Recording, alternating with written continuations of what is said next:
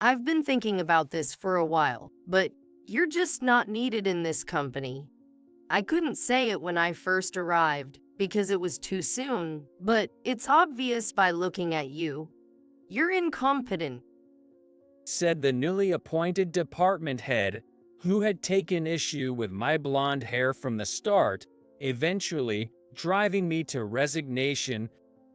A year had passed since then, and one day I found myself wearing a suit and visiting the company for the first time in a long while.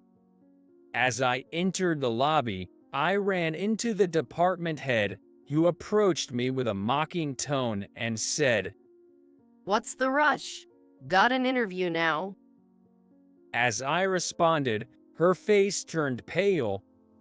My name is Tyler Johnson, a 25-year-old working at a company that develops some of the most popular video games in the country. It's been 5 years since I joined the company, but I've had virtually no personal interaction with my colleagues. I've always been bad at socializing. I've spent most of my time facing video games, with no friends other than a childhood buddy, Kevin, who lived nearby. My parents are often busy and rarely home. I didn't have many chances to talk with them, which made me quite reticent. I never really knew how to start or hold a conversation, so I naturally spoke less and less. Was there anything new this week? Not really. Just the usual. Don't you feel lonely? Looking back, the feeling of returning to a quiet house with my parents' absence and feeling suffocated, thinking something was missing, might have been loneliness. However, I didn't realize at the time that it was the loneliness I was feeling. The quiet house, warming up pre-made meals in the microwave, making instant noodles with boiling water, and the echo of my own sounds were normal for me. Though my classmates sometimes pitied me, I never felt particularly unhappy with my life. I didn't struggle financially, and despite the limited time we spent together, my parents deeply loved me. They were concerned about my lack of social interaction and asked Kevin to play with me. Kevin often invited me over to play video games together. I've gotten quite good, but I still can't beat you. Tyler, do you have any tricks? I've just been doing this a lot. Someday I'll beat you. Just you wait.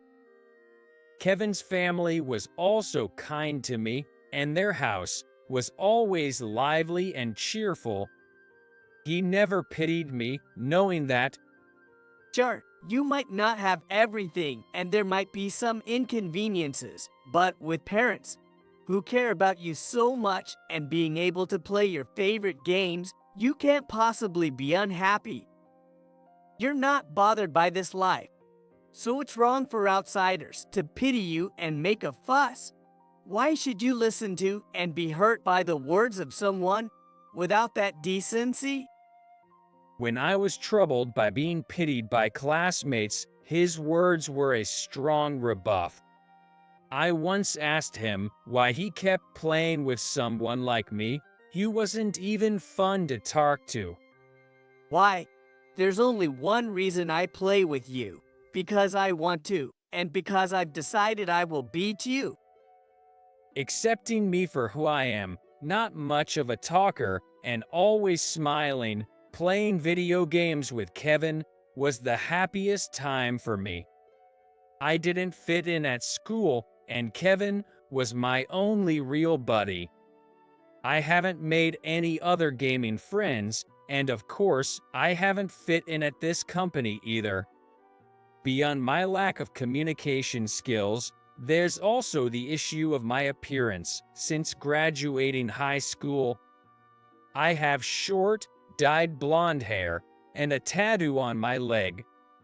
My flashy appearance and unsociable demeanor kept people away, leaving my surroundings as quiet as ever. I got the tattoo right after graduating high school. It was a promise to myself to stay true to who I am, not ashamed but for Kevin, who taught me the importance of being myself. All my fond memories are associated with gaming. In games, I could be a hero, a village chief, or a racer, traveling through various worlds without leaving my home. I love gaming and have dreams I want to fulfill, so I've always believed this job is perfect for me.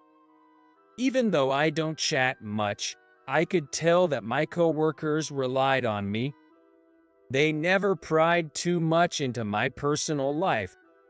It seemed like they could tell I wasn't the type to care about appearances, but they understood it was a topic I didn't want to delve into, so they were kind enough to not cross that line. Today, a new department head starts. She was head-hunted by the CEO himself, rumored to be a very capable woman. Everyone was buzzing with excitement, wondering what kind of projects she'd bring and what her work style would be like. Nice to meet you. I'm Sarah. At my previous company, I worked on developing this game. Let's all work together to develop great games. She introduced herself while pulling out the most popular game from a rival company. I was happy to work with someone who had developed a game I'd played and liked so much. She spoke clearly, her voice filled with confidence backed by her experience, and her straightforward personality, coupled with her beauty, quickly made her the most popular person in the office. She was direct with her words, which some found off-putting, but I didn't particularly mind. She criticized when necessary and praised when due, and although her manner could be harsh, her points were valid. However, my relationship with her gradually soured. She seemed to think my silence and focus on work didn't fit the office atmosphere and called me out on it. Could you try to greet people more cheerfully in the morning? It started with such gentle suggestions, but my appearance and minimal conversation, not lavishing her with praise, seemed to irritate her, and she began to look at me with disdain. When a writer wanted to feature our company, she even asked me to take the day off, saying I'd lower the company's image. Despite this, I continued to work hard and, instead of opposing her, simply didn't cater to her. One day, she called me in when she was in bad mood than usual, the worst I'd seen. I've been thinking, but you're just not needed at this company. I couldn't say it when I first arrived, but it's clear from your appearance that you're incompetent. I'm sorry. She indirectly pushed me towards resignation, snorting and looking at me with pity. It was a look I'd become all too familiar with. It reminded me of people who pitied me for having parents who were rarely home. I don't hate people. They've created many useful and interesting things like games and medicine, but I don't like talking to them. They make assumptions and impose their righteousness on others. Who decided blonde hair means incompetence? I thought I was sincere in my work. Can't they see that? Being judged as incompetent now overlapped with the feelings of being judged unhappy as a child, and it felt like something inside me was about to break. I couldn't help but longing for the presence of Kevin, who understood me. Suddenly, a promise from the past came back to me. Let's make the best game in the US someday, promise. That voice finally showed me where I stood. There's no need to be hurt by the words of those without decency. I don't need this person's recognition. I just need to fulfill my promise with him. I left the company without saying anything. A year had passed. I was in a suit and visiting the company for the first time in a while.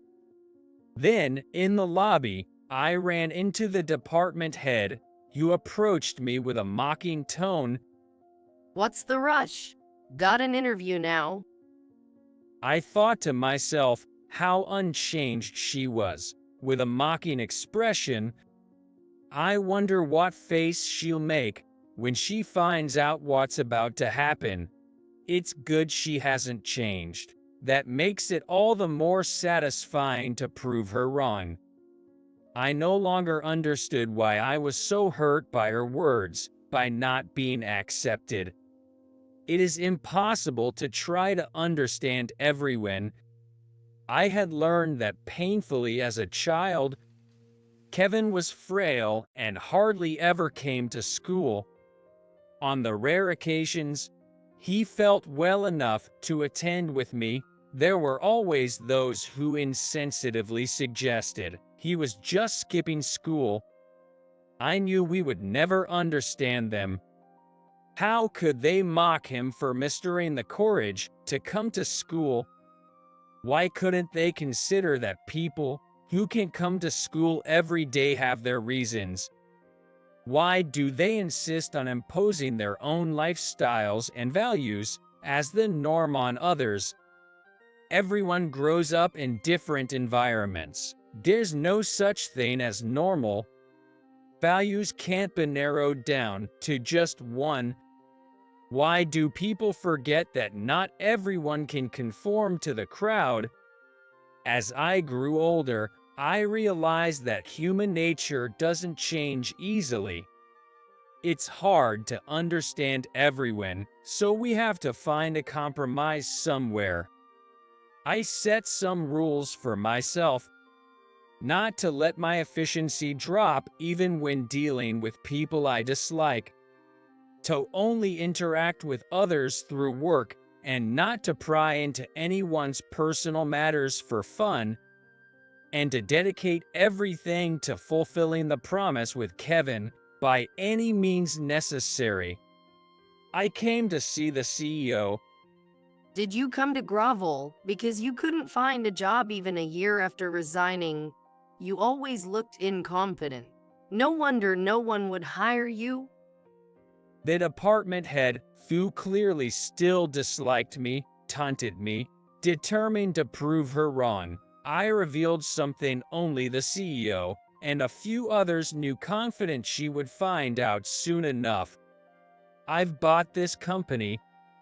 Then, showing her my smartphone, I explained, I developed this game, referring to the current #1 most downloaded and extremely popular game. She was speechless with surprise. I had the idea while I was still working here, but since I was told to leave. Her face went pale and she collapsed to her knees. I never intended to cling to the company, but I was determined never to give up on game development. I still hadn't fulfilled a promise to Kevin. Well, he's no longer with us. I continued calmly. From the day I decided to focus on what I could do for Kevin rather than mourning his absence, I never cried again. So, after consulting with the CEO, I ended up buying the company. You're aware of the company's dire financial situation, right? Indeed, after I left, the company struggled with game development and was continuously in the red. The CEO acknowledged the significant contributions I had made and offered me an apology. Though I could have ignored the situation, I felt indebted to the company for employing me for 5 years without prejudice against my appearance, and I also wanted to get back at the department head. She dragged me to the CEO's office. Why would you let this man buy the company? Even if he has a talent for game development, with that appearance, how can he be a CEO? The CEO, smiling and glancing at me for a moment, said, Why do you think so? His luck might be unconventional for a businessman, but it represents his roots and determination. Huh? You know too little about him. Isn't it wrong to judge and speak ill of someone you don't know well? The CEO then shared the story of me and Kevin with her. I finally understood why the CEO looked at me briefly. It was a sign of caution, knowing the topic was painful for me. Kevin had been sickly since childhood, spending much time in the hospital or at home playing games. Whenever I could, I'd play games, and there were few who could match my skills. Kevin was one of them, and I loved playing games with him. After school, I'd rush to his place to play games together. We became so good at most games that we eventually started developing our own. The two of you seemed genuinely happy creating games and started to dream. Two individuals, not particularly good at socializing on their own, became the best team together. One was a frail child who didn't fit in well with others, and the other was a child who lacked family time and didn't know how to communicate. Both knew well how to play alone and understood the joys of solitude. Yet, that didn't mean they were never lonely. A child too weak to even dream, and another afraid of getting hurt by seeking more than the status quo, could dream together. As adults, we promised to create the best game in the US, and all of us adults believed without a doubt that these two could achieve it. However, fate can be cruel, and Kevin worsened and passed away in high school. Johnson was so devastated, it was unbearable to watch. He stopped eating, and his health declined as he blamed himself for not noticing sooner. Despite wanting to do something for him, we lost touch for a few years, but then he suddenly appeared for a job interview, looking just as he did before. His hair dyed the same golden color as Kevin, and a tattoo on his leg with the face of a man resembling Kevin. And then, Johnson said, I will create the best game in the US, continuing Kevin's will. Having his image tattooed on me is almost the same as fulfilling our dream together. He always remembered Kevin and their promise through his appearance. By the way, Kevin was my son. The CEO, looking distant, whispered this last part. No wonder you spoke, as if you'd been watching over me all this time. Regret was evident in the CEO's voice.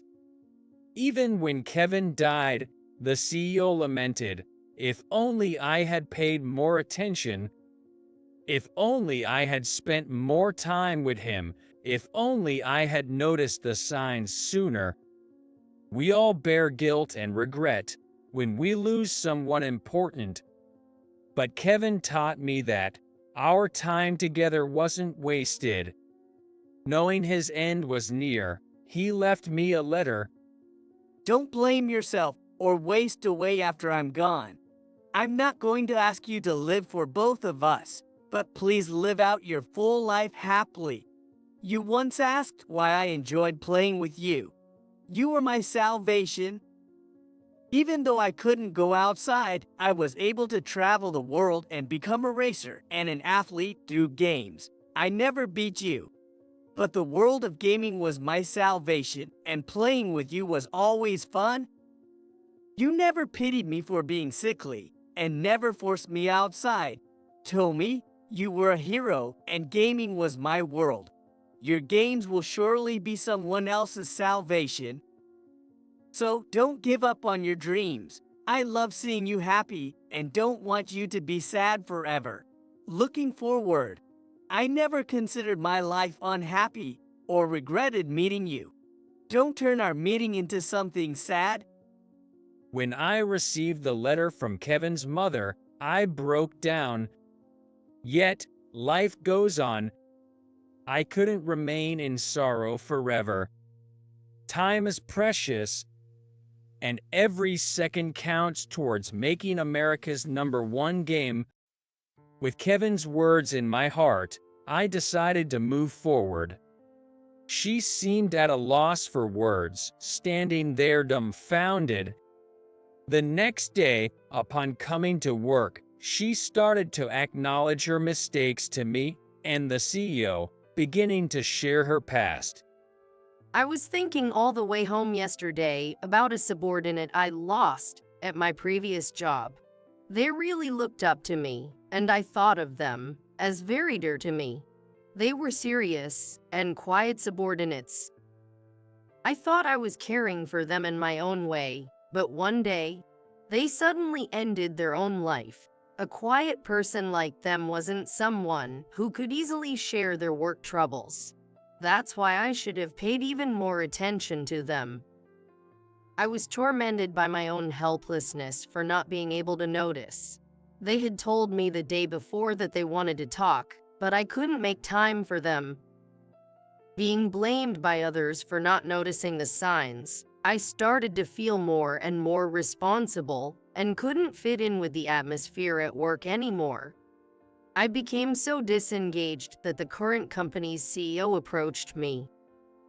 At first, I declined, but I was drawn to the words that I was needed and decided to change jobs. I was looking for a place where I could be accepted. That's when I met Johnson. He dressed inappropriately for a professional, seemed to avoid actively engaging with people, and appeared to be just getting by. Though the quiet and diligent subordinate was no longer there, Johnson was still working unaffectedly, and I found myself unfairly harsh towards him, out of frustration. I am truly sorry. It was just misdirected anger. I was venting my frustration on a complete stranger. I had completely forgotten that everyone has their own circumstances and reasons for their actions. Knowing that Johnson had overcome his own difficult past and was living for the sake of someone who had passed away made me realize I needed to be that kind of person too. Otherwise, I couldn't truly honor my former subordinate's memory. I'm glad my feelings got through. Originally, I was attracted to Sarah's skills and had thought about headhunting her. But then I heard she was struggling after losing a subordinate and couldn't focus on anything. I thought meeting Johnson might give Sarah some realization, so I went ahead with the headhunting. I had hoped from the start they could become good partners. Having come to understand her past, I now feel we can be good partners. Perhaps, being people who have both experienced similar pain, there are things we can understand about each other. Your skills are needed in this company. Let's develop America's #1 game together, saving as many people as we can. The department head and I, now understanding each other better, work diligently every day, leveraging their strengths to create better games.